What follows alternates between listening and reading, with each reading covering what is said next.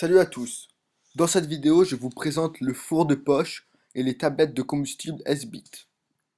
Pour commencer, Esbit est une marque allemande qui existe depuis 1936 et qui est spécialisée dans le matériel de cuisine pour l'extérieur. Ils font donc de nombreux fours pour le camping et un de leurs plus célèbres est celui que je vais vous présenter. Ce four s'appelle four de poche, il s'utilise avec des tablettes de combustible et il coûte moins de 15 euros. Un de ses avantages est sa légèreté. Il pèse en effet moins de 100 grammes. Le four est fabriqué de telle sorte qu'il est possible de le déplier en deux positions différentes. Cela permet de mieux contrôler la cuisson. Sur l'emballage, ils disent qu'un cube de combustible brûle pendant environ 7 minutes et permet de bouillir un demi-litre d'eau. Le four est généralement vendu avec 6 cubes, mais dans tous les cas on peut racheter uniquement du combustible. Et une boîte de 12 cubes coûte environ 7 euros. Ce qui rend ce four pratique est le fait qu'on peut le transporter avec 6 cubes placés à l'intérieur.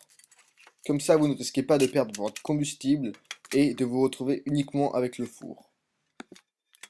Un autre avantage que sa légèreté est sa taille. Le four est relativement petit, donc on peut facilement le transporter.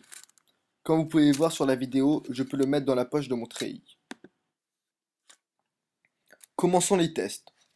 Je vais pouvoir vraiment tester l'efficacité et la résistance au froid du four, puisque comme vous pouvez le voir, les conditions ne sont pas favorables, il neige et il fait moins 5 degrés. Si le combustible est bien sec, la meilleure façon de l'allumer va être avec une allumette. J'ai essayé avec un briquet, mais j'avoue qu'à cause du vent, ça n'a pas bien marché. Les allumettes que j'utilise sont des allumettes étanches que j'ai fabriquées. Je mettrai le lien de la vidéo où je vous explique en détail leur fabrication en dessous dans les informations.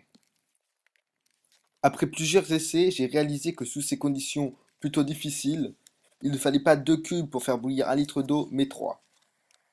J'ai également été très surpris par l'odeur que dégageaient les cubes. Ils étaient censés être inodores, mais en effet, lorsqu'ils étaient allumés, ils dégageaient une odeur de poisson pas très plaisante. Je précise également que ce four ne dégage pas du tout de chaleur. Il est donc utile uniquement pour cuisiner ou bouillir de l'eau. Un autre inconvénient qui m'a frappé est le fait que les cubes s'allument uniquement lorsqu'ils sont secs. Pour vous le prouver, j'ai décidé d'en mettre un dans la neige et d'essayer de l'allumer, mais malheureusement, je n'y ai pas réussi.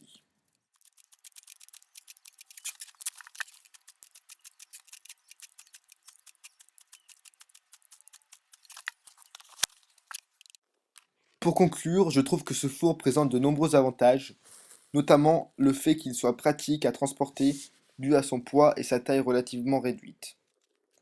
Cependant, on ne peut pas entièrement compter sur ce four car il utilise plus de 3 cubes pour bouillir un litre d'eau, ce qui veut dire qu'il y a de grandes chances de ne pas avoir assez de combustible. Puis je trouve que les cubes ne sont pas faciles à allumer, voire impossibles s'ils sont tombés dans la neige. Pour finir, je pense que ces fours ne sont pas la meilleure option pour le camping en hiver, mais qu'ils ont définitivement une place dans un sac à dos d'urgence ou dans un kit de voiture. Merci d'avoir regardé la vidéo et n'hésitez pas à commenter si vous avez des questions.